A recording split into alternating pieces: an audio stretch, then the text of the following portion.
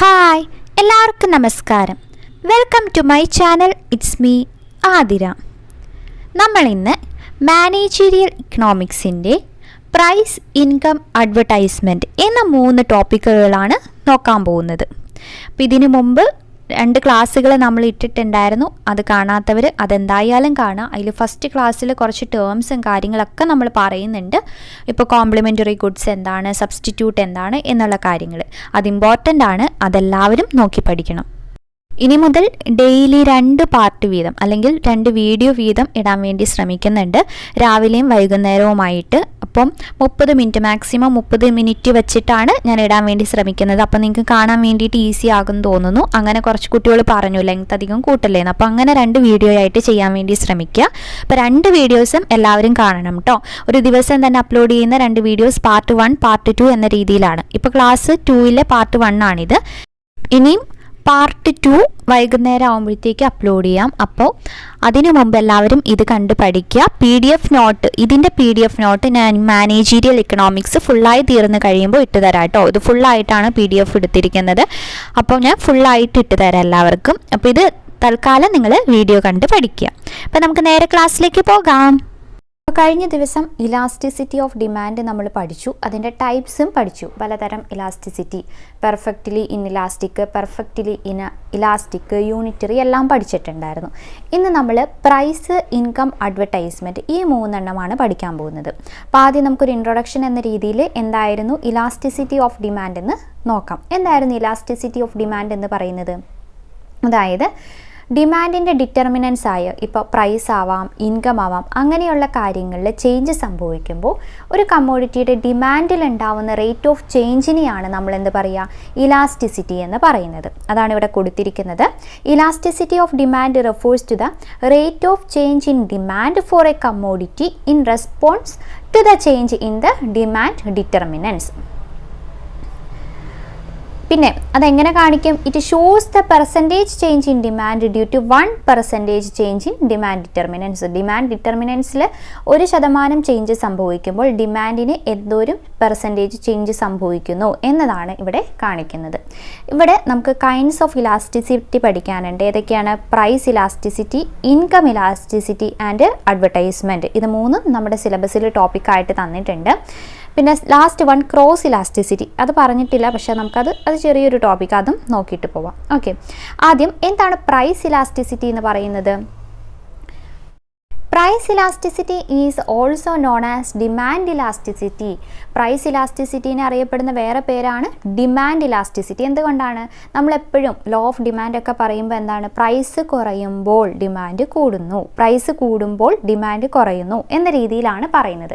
അപ്പോൾ പ്രൈസാണ് ഈ ഡിമാൻഡിനെ സംബന്ധിച്ചിടത്തോളം മോസ്റ്റ് ഡോമിനൻറ്റ് ഫാക്ടർ എന്ന് പറയുന്നത്. അതുകൊണ്ടാണ് പ്രൈസ് ഇലാസ്റ്റിസിറ്റീനെ എന്ത് പറയുന്നത്? ഡിമാൻഡ് ഇലാസ്റ്റിസിറ്റി എന്നും പറയുന്നത്. It describes the effect of change in price on the quantity demanded. Price elasticity of demand shows the extent of change in the quantity of a commodity to change in the price of that commodity. ഒരു കമ്മോഡിറ്റിയിലെ പ്രൈസിൽ ഉണ്ടാവുന്ന change എന്തോരം quantity, കമ്മോഡിറ്റിയുടെ quantity ഡിമാൻഡിൽ change ഉണ്ടാക്കുന്നു എന്നതാണ് price elasticity കൊണ്ട് ഉദ്ദേശിക്കുന്നത്. പിന്നെ it measures the degree of responsiveness of demand for a product to price changes. Price change ചെയ്യുമ്പോൾ എന്തോരം നമ്മൾ ഡിമാൻഡ് എന്തോരം ഡിഗ്രി റെസ്പോൺസീവ്നെസ് മാറുന്നുണ്ട് അത് മെഷർ ചെയ്യുന്നതാണ്. ഇപ്പോൾ പ്രൈസ് കുറച്ച് കൂടുമ്പോൾ ഡിമാൻഡ് കുറച്ച് കുറയുന്നു, പ്രൈസ് കൂടുതൽ കൂടുമ്പോൾ ചിലപ്പോൾ ഡിമാൻഡ് കൂടുതൽ കുറയാൻ സാധ്യതയുണ്ട്. അപ്പോൾ അങ്ങനെയുള്ള ആ ഡിഗ്രിയൊക്കെ മെഷർ ചെയ്യുന്നതാണ് ഇതിൽ വരുന്നത്. The degree of price elasticity of demand. The rate of change in demand to the change in price is not uniform for all products. എല്ലാ പ്രോഡക്ട്സിനും സെയിം ആയിരിക്കണമെന്നുണ്ടോ? ഇല്ല. ചിലപ്പോൾ പ്രൈസ് കുറയുമ്പോൾ നമ്മൾ കഴിഞ്ഞ ദിവസം പഠിച്ച പോലെ സബ്സ്റ്റിറ്റ്യൂട്ട്, കോംപ്ലിമെൻ്ററി, ഗിഫൺ ഗുഡ്സിനൊക്കെ ഓരോന്നിനും പ്രൈസ് കുറയുമ്പോൾ അല്ലെങ്കിൽ ഇൻകം വരുമ്പോഴൊക്കെ ഓരോന്നിൻ്റെ ഡിമാൻഡും വ്യത്യാസമുണ്ടാവും. The effect of change in price on demand is more in some product and less in others. കണ്ടോ, പ്രൈസിൽ ഉണ്ടാവുന്ന മാറ്റം ചില പ്രോഡക്ട്സിന് കൂടുതലും ചില പ്രോഡക്ട്സിന് കുറവുമായിരിക്കും. ഇനി നമ്മൾ നോക്കാൻ പോകുന്നത് ഡിഗ്രി ഓഫ് പ്രൈസ് ഇലാസ്റ്റിസിറ്റിയാണ്. ഡിഗ്രി ഓഫ് പ്രൈസ് ഇലാസ്റ്റിസിറ്റിനെ 5 ഗ്രൂപ്പായിട്ട് ക്ലാസിഫൈ ചെയ്തിട്ടുണ്ട്. എന്തൊക്കെയാണ്? Perfectly elastic demand, perfectly inelastic, unit elastic and relatively elastic and relatively inelastic demand. First one ആണ് perfectly elastic demand. Perfectly elastic എന്ന് പറയുമ്പോൾ EP ഈക്വൽ ഇൻഫിനിറ്റി ആയിരിക്കും കേട്ടോ. ഇൻഫിനിറ്റിയുടെ സിമ്പിൾ ഇല്ലേ, ഇങ്ങനെ ഇവിടെ വരയ്ക്കാൻ പറ്റുന്നില്ല. ഇൻഫിനിറ്റിയുടെ സിമ്പിൾ നിങ്ങൾ ഓർത്ത് വയ്ക്കുക കേട്ടോ, സിമ്പിൾ. അപ്പോൾ പെർഫെക്റ്റ്ലി ഇലാസ്റ്റിക് ഡിമാൻഡ് എന്ന് വെച്ചാൽ എന്താ പറയുക?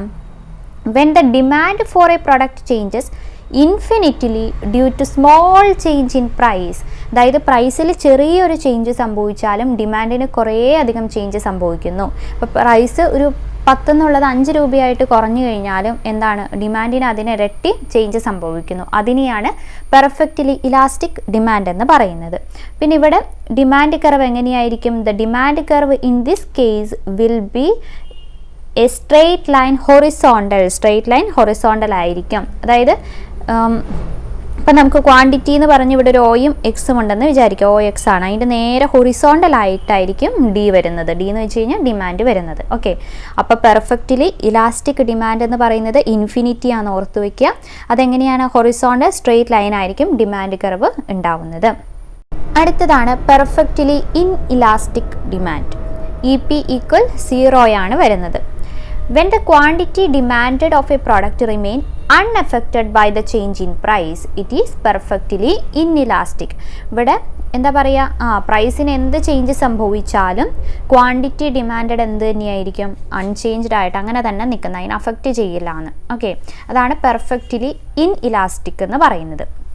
മാറിപ്പോരുത്. when the quantity demanded of a product remains unaffected by the change in price, it is known as demand.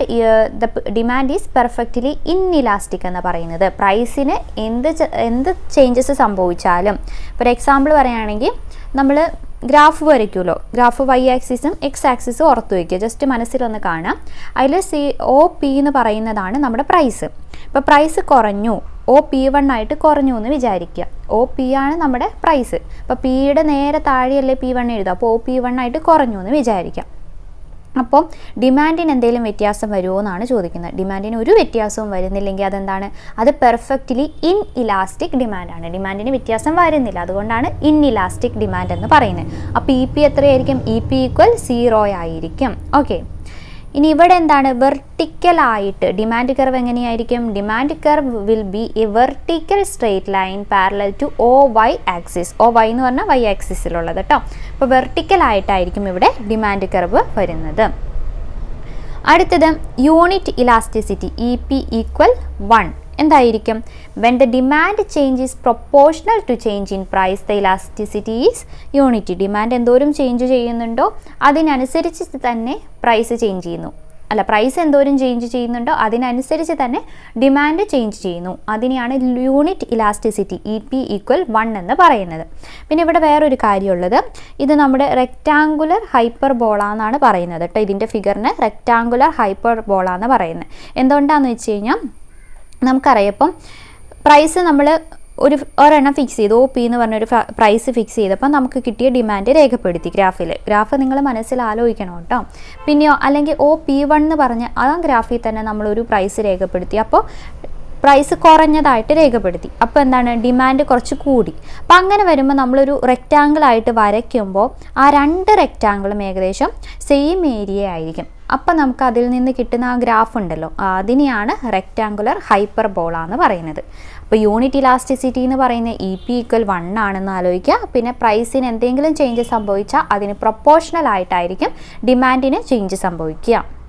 പിന്നെ റെക്റ്റാങ്കുലർ ഹൈപ്പർബോള എന്നുള്ളതും ഓർത്തു വയ്ക്കാം. ഇത് ഞാൻ പഠിപ്പിക്കുന്നത് ഇപ്പം കുറച്ച് കാര്യങ്ങൾ നോക്കിയിട്ടാണ്. പ്രിൻസിപ്പിൾ ഓഫ് ബിസിനസ് ഡിസിഷൻ എന്ന് പറഞ്ഞ് 6th സെമ്മിലെ BComൻ്റെ ടെക്സ്റ്റ് ഉണ്ട് കേട്ടോ.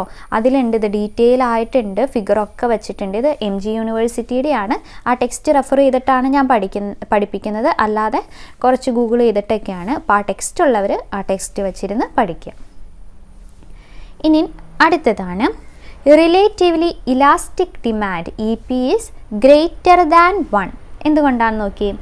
If the elasticity of demand for a product is more than 1, the product is said to have relatively elastic demand. ഡിമാൻഡിൻ്റെ ഒരു പ്രൊഡക്റ്റിൻ്റെ ഡിമാൻഡിൻ്റെ ഇലാസ്റ്റിസിറ്റി ഒന്നിനേക്കാൾ കൂടുതലാണെങ്കിൽ നമ്മൾ അതിനെ എന്ത് പറയും? റിലേറ്റീവ്ലി ഇലാസ്റ്റിക് ഡിമാൻഡ് എന്ന് പറയും.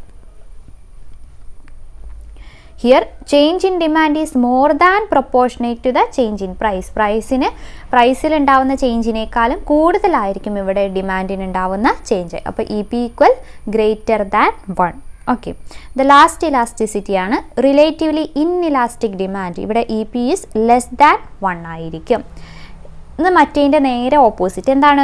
The demand is relatively inelastic when the quantity demanded changes less than proportionate to change in price.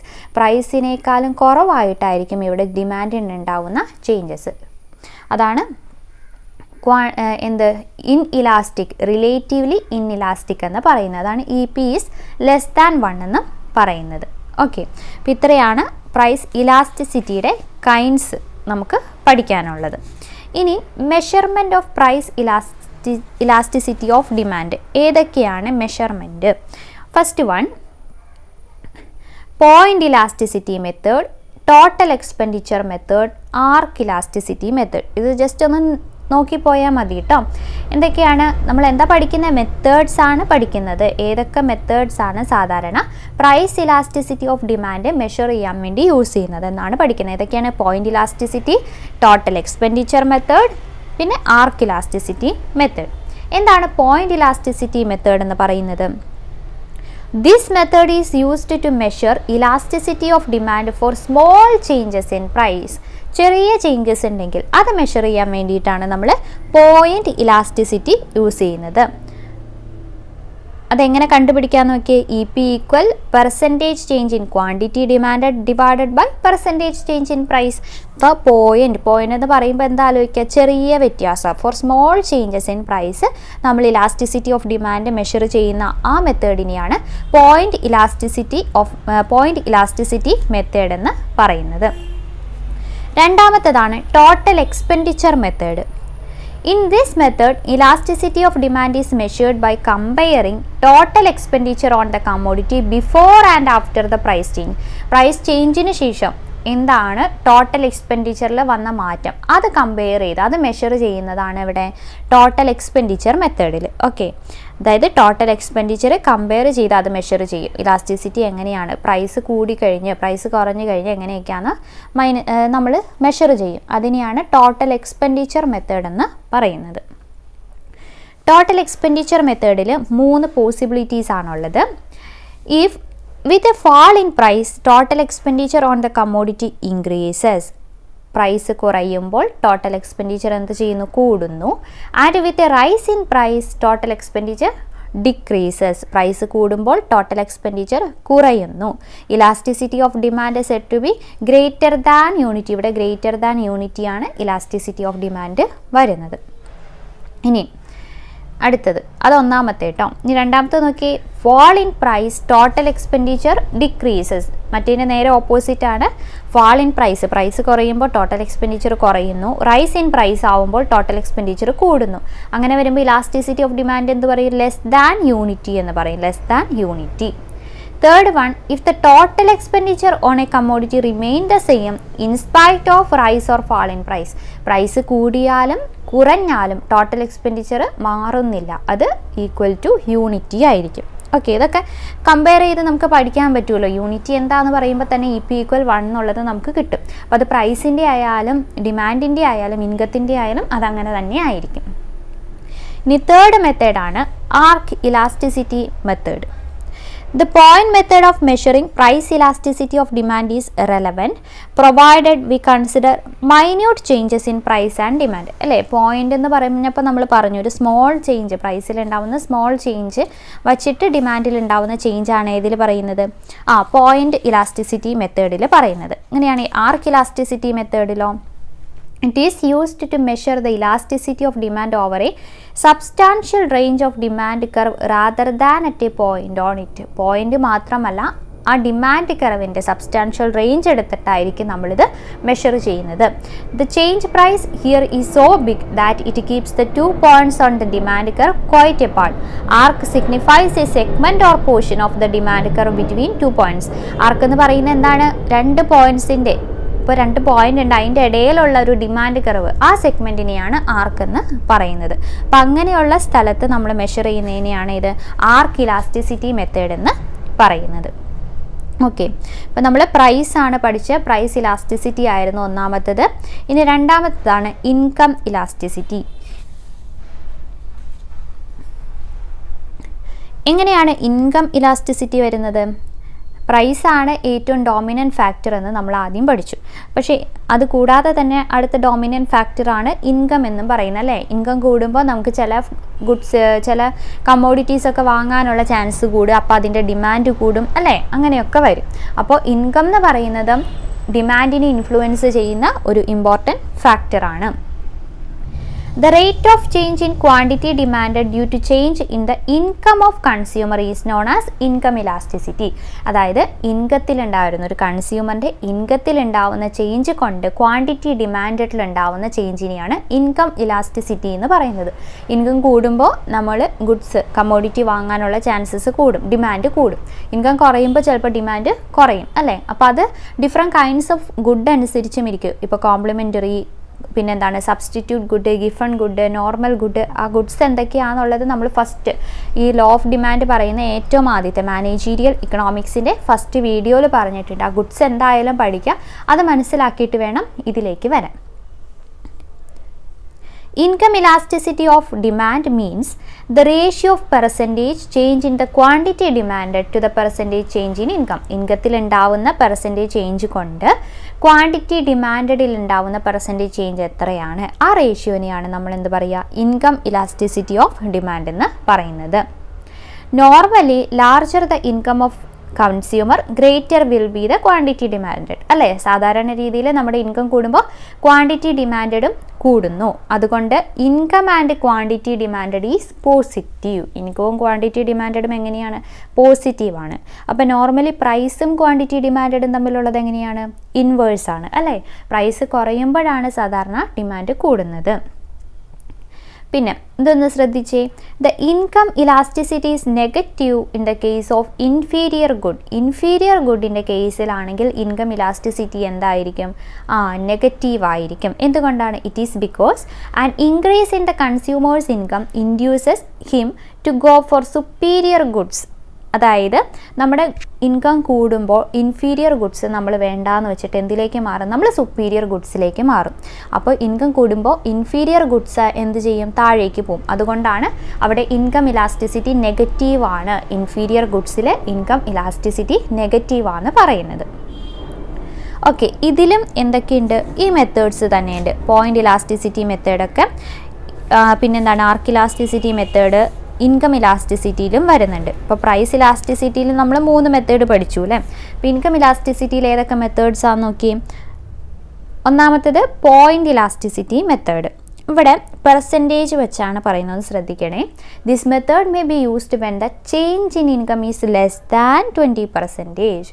ഇൻകത്തിലുണ്ടാവുന്ന change 20% കുറവാണെങ്കിൽ നമ്മൾ ഏത് മെത്തേഡ് യൂസ് ചെയ്യും? പോയിൻ്റ് ഇലാസ്റ്റിസിറ്റി മെത്തേഡ് യൂസ് ചെയ്യും. ഇൻകത്തിലുണ്ടാവുന്ന ചേഞ്ച് 20% കുറവാണെങ്കിൽ, എനിക്കൊരു ഫിക്സഡ് ഇൻകം ഉണ്ടായിരുന്നു, അപ്പോൾ പിന്നെ ആ ഇൻകം കൂടിയപ്പോൾ പക്ഷേ 20% കുറവായിരുന്നു. അങ്ങനെയാണെങ്കിൽ ഏത് യൂസ് ചെയ്യണം? പോയിൻ്റ് ഇലാസ്റ്റിസിറ്റി മെത്തേഡാണ് യൂസ് ചെയ്യേണ്ടത്. ഈ വൈ കാണുന്നത് എങ്ങനെയാണ്? Percentage change in quantity demand divided by percentage change in income. ഇനി രണ്ടാമത്തെ മെത്തേഡാണ് arc elasticity method. Arc elasticity എന്ന് വെച്ചാൽ എന്തായിരിക്കും? In case change in income over a period is very large, 20% or more, അതിനെ നമ്മൾ ആർക്ക് ഇലാസ്റ്റിസിറ്റി എന്ന് പറയും. 20 അതിൽ കൂടുതലോ നമുക്ക് ഇൻകം ചേഞ്ച് ചെയ്ത് കഴിഞ്ഞാൽ നമ്മൾ യൂസ് ചെയ്യുന്ന ഏതാണ്? ആർക്ക് ഇലാസ്റ്റിസിറ്റി മെത്തേഡായിരിക്കും. ഓക്കെ, അപ്പം ഇൻകത്തിൻ്റെ കേസിൽ 2 മെത്തേഡാണ്, പോയിന്റ് ഇലാസ്റ്റിസിറ്റിയും ആർക്ക് ഇലാസ്റ്റിസിറ്റിയും. പോയിന്റ് എന്ന് പറയുന്നത് 20% കുറവാണ് നമുക്ക് ഇൻകത്തിൽ ഉണ്ടാവുന്ന ചേഞ്ചെങ്കിൽ പോയിന്റ് ഇലാസ്റ്റിസിറ്റി മെത്തേഡ് നമ്മൾ യൂസ് ചെയ്യും. 20% കൂടുതലാണെങ്കിൽ അല്ലെങ്കിൽ ഇൻകം കുറേ കൂടിയിട്ടുണ്ടെങ്കിൽ, ചേഞ്ച് സംഭവിച്ചിട്ടുണ്ടെങ്കിൽ നമ്മൾ ഏത് യൂസ് ചെയ്യണം? ആർക്ക് ഇലാസ്റ്റിസിറ്റി മെത്തേഡാണ് യൂസ് ചെയ്യേണ്ടത്. ഓക്കെ, ഇനി അടുത്തതാണ് അഡ്വർടൈസ്മെൻറ്റ് ഇലാസ്റ്റിസിറ്റി. ഈ പോർഷൻ ഇപ്പോൾ ഇലാസ്റ്റിസിറ്റി ആയി ബന്ധപ്പെട്ട് നമ്മുടെ ടെക്സ്റ്റിൽ കുറേ കാര്യങ്ങൾ കിടക്കണ്ട കേട്ടോ. ഇപ്പോൾ ടെക്സ്റ്റ് ഉള്ളവർ വായിച്ച് നോക്കുക. നമുക്ക് ആവശ്യത്തിന് വേണ്ട കാര്യങ്ങളൊക്കെ ഞാൻ പറയുന്നുണ്ട്. ഇത് എന്താ ഈ ടോപ്പിക്ക് ഇപ്പോൾ പ്രൈസ്, ഇൻകം, അഡ്വർടൈസ്മെൻറ്റ് അങ്ങനെയല്ല, അല്ലാതെ ഡിമാൻഡ് എന്താണ്, ഡിമാൻഡിൻ്റെ തന്നെ കുറേ കാര്യങ്ങൾ നമ്മുടെ ടെക്സ്റ്റിൽ കിടക്കുന്നുണ്ട്, ഡിമാൻഡ് അനാലിസിസ് എന്ന് പറഞ്ഞ്. അപ്പോൾ അത്രയും നമുക്ക് പഠിക്കേണ്ട ആവശ്യമില്ല, നമുക്കതിന് ഇമ്പോർട്ടൻ്റ് ആയത് മാത്രം പഠിച്ചാൽ മതി. എന്നാലും നിങ്ങളുടെ കയ്യിൽ ടെക്സ്റ്റൊക്കെ ഉണ്ടെങ്കിൽ ഒന്ന് വായിച്ചു നോക്കുക. കുറേ എന്തൊക്കെയാണ് പറയുക, നമ്മൾ ആദ്യം ഇഫക്റ്റിൻ്റെ കാര്യമൊക്കെ പഠിച്ചത് ഓർക്കുന്നുണ്ടോ?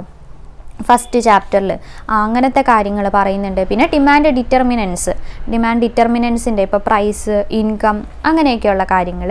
അപ്പോൾ എന്തായാലും ആ ഗുഡ്സ് എന്തായാലും ഒന്ന് എല്ലാവരും നോക്കി വെക്കണം. ഏതൊക്കെ ഗുഡ്സ് ആണ്, സബ്സ്റ്റിറ്റ്യൂട്ട് എന്താണ്, കോംപ്ലിമെൻ്ററി എന്താണ്, ഗിഫൺ എന്താണ്, പിന്നെ നോർമൽ എന്താണ്, ഇൻഫീരിയർ എന്താണ്, അങ്ങനെയുള്ള കാര്യങ്ങളൊക്കെ എല്ലാവരും നോക്കി വെക്കണം കേട്ടോ. അത് ഫസ്റ്റ് ചാപ്റ്റർ ഫസ്റ്റ് ആ വീഡിയോ ശരിക്കും കണ്ട് പഠിക്കുക. അതിൽ ഇഫക്റ്റും പറയുന്നുണ്ട്. അത് കണ്ട് പഠിച്ചതിന് ശേഷം മാത്രം ഇത് പഠിക്കുക.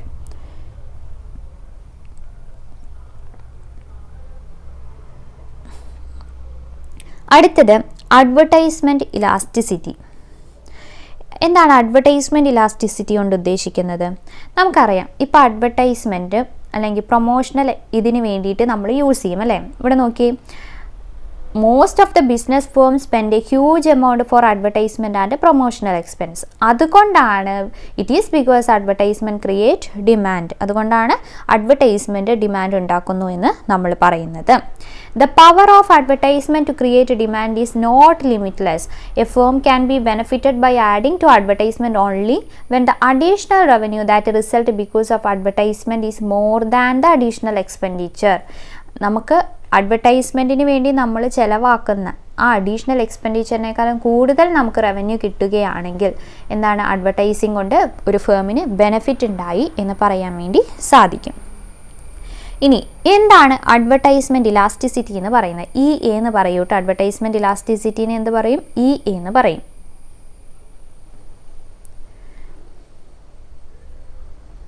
ഓക്കെ, അഡ്വർടൈസ്മെൻറ്റ് ഇലാസ്റ്റിസിറ്റിനെ പറയുന്നതാണ് EA. എന്താണ് EA? Advertisement elasticity refers to the change of responsiveness of demand to change in advertisement expenditure.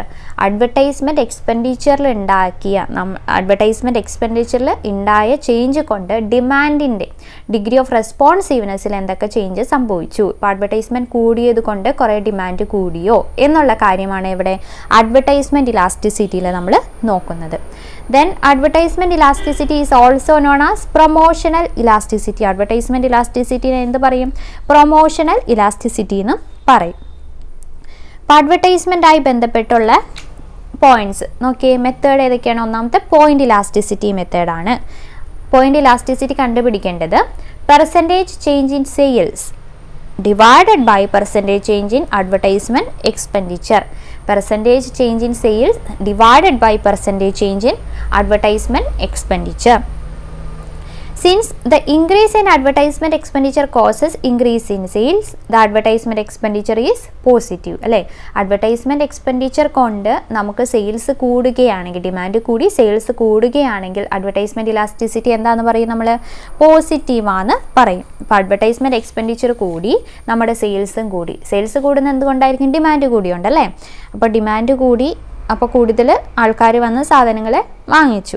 അപ്പോൾ അവിടെ അഡ്വർടൈസ്മെൻറ്റ് ഇലാസ്റ്റിസിറ്റി പോസിറ്റീവാന്ന് പറയും. ഓക്കെ, ഇനി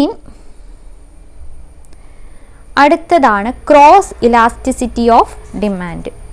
ക്രോസ് ഇലാസ്റ്റിസിറ്റി എന്താണ്? ക്രോസ് ഇലാസ്റ്റിസിറ്റി എന്ന് പറയുന്നത്, cross elasticity of demand refers to the percentage change in quantity demanded of a product in response to a change in the price of another product. വേറൊരു പ്രൊഡക്റ്റിൻ്റെ അല്ലേ? നമ്മൾ cross effect പഠിച്ചിരുന്നു. വേറൊരു പ്രൊഡക്റ്റിൻ്റെ പ്രൈസിൽ ഉണ്ടാവുന്ന ചേഞ്ച് ഈ പ്രൊഡക്റ്റിൻ്റെ ക്വാണ്ടിറ്റി ഡിമാൻഡിൽ എത്രത്തോളം ചേഞ്ച് വരുത്തുന്നുണ്ടോ അതിനെയാണ് ക്രോസ് ഇലാസ്റ്റിസിറ്റി ഓഫ് ഡിമാൻഡ് എന്ന് പറയുന്നത്. ഒന്നുകൂടി നോക്കി. refers to the percentage change in the quantity demanded of a product in response to the change in the price of another. Cross elasticity is positive among സബ്സ്റ്റിറ്റ്യൂട്ടിൻ്റെ ഇടയിൽ cross elasticity എങ്ങനെയായിരിക്കും? Positive ആയിരിക്കും. സബ്സ്റ്റിറ്റ്യൂട്ടിന് example ഏതാ? Tea or coffee അല്ലേ? ടീക്ക് പകരം coffee, അങ്ങനെ ഓർത്ത് വയ്ക്കുക കേട്ടോ. എന്തുകൊണ്ടാണ്? As the increase in the price of one substitute causes and increase in demand for the other. ഇപ്പോൾ ടീക്ക് പൈസ കൂടിക്കഴിഞ്ഞാൽ നമ്മൾ എന്ത് വാങ്ങും? കോഫി വാങ്ങും. അപ്പോൾ അങ്ങനെ കണക്കാക്കുക. അപ്പോൾ സബ്സ്റ്റിറ്റ്യൂട്ടിൻ്റെ ഇടയിൽ ക്രോസ് ഇലാസ്റ്റിസിറ്റി പോസിറ്റീവ് ആയിരിക്കും എന്ന് മനസ്സിലാക്കുക. അങ്ങനെയാണ് കോംപ്ലിമെൻ്ററിയുടെ കേസിൽ എന്തായിരിക്കും? In the case of complementary the cross elasticity is negative. Complementary എന്ന് വെച്ചാൽ ഒരുമിച്ച് യൂസ് ചെയ്യുന്നത്, ഇപ്പോൾ ബ്രെഡ് ആൻഡ് ബട്ടർ പോലെ. അപ്പോൾ അവിടെ ക്രോസ് ഇലാസ്റ്റിസിറ്റി നെഗറ്റീവ് ആവുകയുള്ളൂ. എന്തുകൊണ്ടാണ്? The demand for the goods use together moves in opposite direction by the change in the price of any of the complementary. ഇപ്പോൾ ബ്രെഡിൻ്റെ വില കുറഞ്ഞു, പക്ഷേ ബട്ടറിൻ്റെ വില കൂടി. അപ്പോൾ എന്ത് പറയും?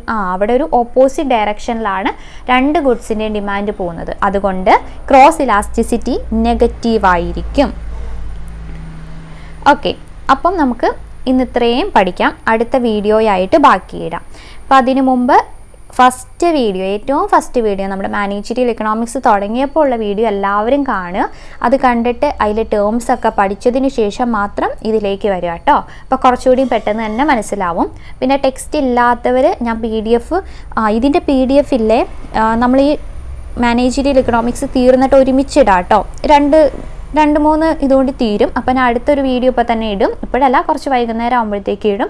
അപ്പോൾ അത് കഴിഞ്ഞ് ഒരുമിച്ചാണ് കേട്ടോ ഞാൻ PDF ഇട്ട് തരിക. എല്ലാവരും PDF എന്തെന്ന് പറഞ്ഞ് ചോദിക്കരുത് കേട്ടോ. ഒറ്റ PDF ആണ് ആക്കിയത്.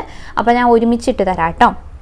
അപ്പോൾ ടെക്സ്റ്റ് ഇല്ലാത്തവർ ഈ PDF ഫുള്ളായിട്ടൊന്ന് വായിച്ച് നോക്കുക. ഈ PDF-ലും കുറേ കാര്യങ്ങൾ ഞാൻ എല്ലാം വായിച്ച് പറഞ്ഞിട്ടില്ല, ആവശ്യമുള്ളതേ പറഞ്ഞിട്ടുള്ളൂ. അപ്പോൾ വായിക്കാത്ത കാര്യങ്ങൾ നിങ്ങളൊന്ന് വായിച്ച് മനസ്സിലാക്കുക. ആദ്യം ക്ലാസ് കാണുക, അതിനുശേഷം PDF വായിച്ച് മനസ്സിലാക്കുക. എന്നിട്ട് എന്ത് ചെയ്യുക? ക്ലാസ്സിൻ്റെ കൂടെ നമ്മൾ ലെക്ചർ നോട്ട് എഴുതണം എന്ന് ഞാൻ പറഞ്ഞിട്ടില്ലേ? അപ്പോൾ ലെക്ചർ നോട്ടും PDF-ഉം നമ്മളൊന്ന് കമ്പയർ ചെയ്ത് പഠിക്കുമ്പോൾ എല്ലാം ശരിയായിക്കോളും. പിന്നെ വേറൊരു കാര്യം, നമ്മൾ കോസ്റ്റ് അക്കൗണ്ടിങ് എടുക്കാതിരുന്നത് എന്താണെന്ന് വെച്ച് കഴിഞ്ഞാൽ അപ്ലൈഡ് കോസ്റ്റ് അക്കൗണ്ടിങ് നമ്മൾ പഠിച്ചിരുന്നു അല്ലേ? അപ്ലൈഡ് കോസ്റ്റ് അക്കൗണ്ടിലെ തിയറി ഫുൾ പഠിച്ചു. തിയറി മാത്രമല്ല, അതിൻ്റെ പ്രോബ്ലംസ്, ചെറിയ പ്രോബ്ലം തന്നെ, കോൺട്രിബ്യൂഷൻ, മാർജിൻ ഓഫ് സേഫ്റ്റി എന്നീ കാര്യങ്ങളൊക്കെ വീഡിയോ ചെയ്തിട്ടിട്ടുണ്ട്. അപ്പോൾ അതൊക്കെ നിങ്ങളൊന്ന് പഠിക്കാത്തവരുണ്ടെങ്കിൽ അതൊന്ന് കണ്ട് പഠിക്കുക. ഇതിന് ശേഷം അപ്പോൾ അതിട്ട് കഴിഞ്ഞ് കോസ്റ്റ് അക്കൗണ്ടിങ് നമുക്ക് പഠിക്കാനുണ്ട്. മെറ്റീരിയൽ കോസ്റ്റ്, ലേബർ കോസ്റ്റ്, ഓവർഹെഡൊക്കെ ചെയ്യാനുണ്ട്. അപ്പം സ്റ്റാൻഡേർഡും മാർജിനൽ കോസ്റ്റിംഗ് നമ്മൾ അതിലിട്ടിട്ടുണ്ട്, മാർജിനൽ കോസ്റ്റിംഗ് ഇട്ടിട്ടുണ്ട്. അപ്പോൾ അതൊക്കെ കണ്ട് പഠിക്കുക. അപ്പോൾ കോസ്റ്റ് അക്കൗണ്ടിങ് പഠിക്കുമ്പോൾ കുറച്ചുകൂടി ഈസി ആയിട്ട് മനസ്സിലാക്കാൻ സാധിക്കും. അപ്പോൾ നമുക്ക് ഇന്ന് ഇത്രയും പഠിക്കാം. അപ്പോൾ ക്ലാസ് എല്ലാവർക്കും ഉപകാരപ്പെടുന്നു എന്ന് വിശ്വസിക്കുന്നു. ഉപകാരപ്പെടുവാണെങ്കിൽ ചാനൽ സബ്സ്ക്രൈബ് ചെയ്ത് ലൈക്ക് ചെയ്ത് നിങ്ങളുടെ സജഷൻസും ക്ലാസ്സിനെ പറ്റിയിട്ടുള്ള കമൻസും കമൻറ്റ് ബോക്സിൽ രേഖപ്പെടുത്തുക. അപ്പോൾ അടുത്ത വീഡിയോ ആയിട്ട് വേഗം തന്നെ വരാം. അതുവരെ താങ്ക് യു.